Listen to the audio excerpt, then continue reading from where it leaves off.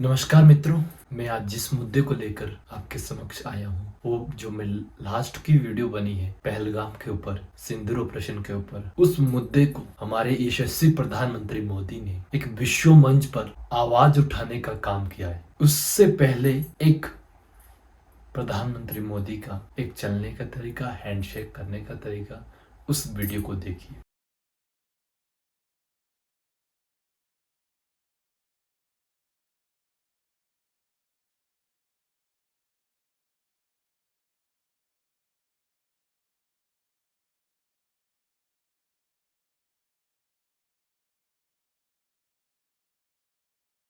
और अब Modi and Xi Jinping और साथ में व्लादिमीर पुतिन, रशिया के राष्ट्रपति के आपस में एक सीक्रेट बात करने का तरीका, जो कि हमारे एज ए फ्रेंड के साथ कैसे मिलते हैं, बातचीत करते हैं, सेम ऐसे इस वीडियो को देखिए।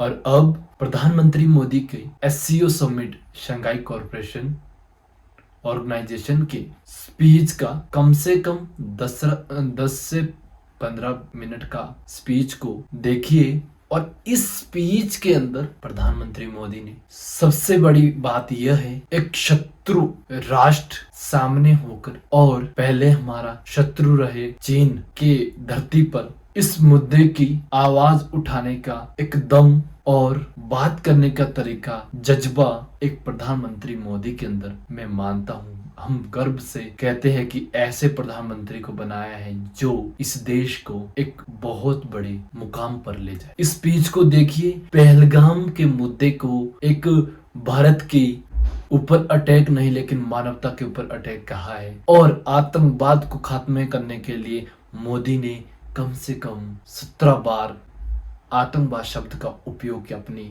स्पीच के अंदर। मोदी जी एक चाइना से दोस्ती के लिए डरे नहीं, लेकिन उन्होंने सीमा विवाद, बॉर्डर के मुद्दे को भी चाइना के सामने रख करके कहा कि हमें सबसे पहले इसका समाधान करना हो, तभी हमारे बीच दोस्ती और ट्रेड वगैरह सब हो। देखिए स्पीच को। भारत ने एक सक्रिय सदस्य के रूप में हमेशा कंस्ट्रक्टिव और सकारात्मक भूमिका निभाई।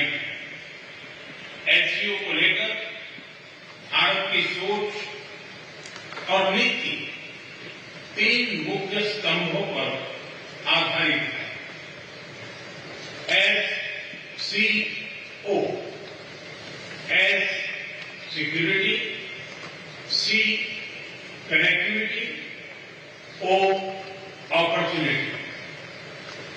पहले स्तंभ एस यानी सिक्योरिटी के संदर्भ में मैं कहना चाहता हूं कि सुरक्षा, शांति और स्थिरता किसी भी देश के विकास का आधार है, किंतु इस मार्ग में इसलिए आतंकवाद से लड़ाई में भारत ने एकजुटता पर बल दिया।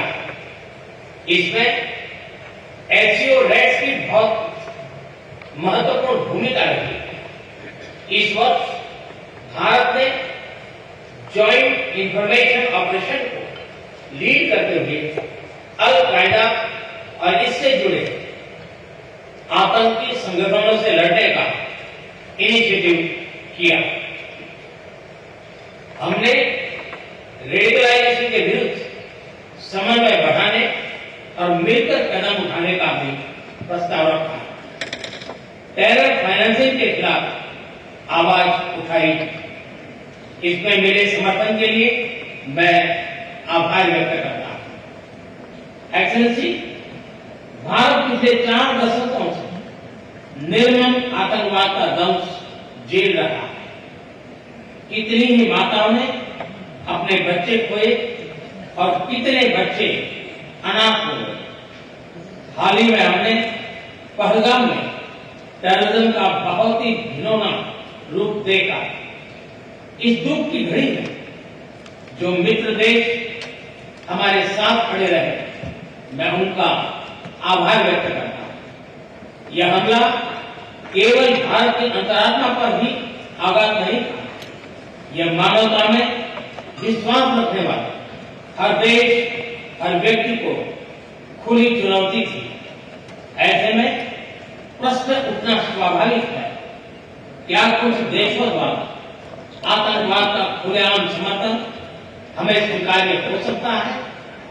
एक्सेलेंसी, हमें स्पष्ट रूप से और एक स्वर में कहना है। और आपको ये वीडियो कैसी लगी हो कमेंट करके बताना, लाइक करना और शेयर करना अपने दोस्त के साथ जो जियो पॉलिटिक्स में इंटरेस्ट रखता हो। Thank you so much.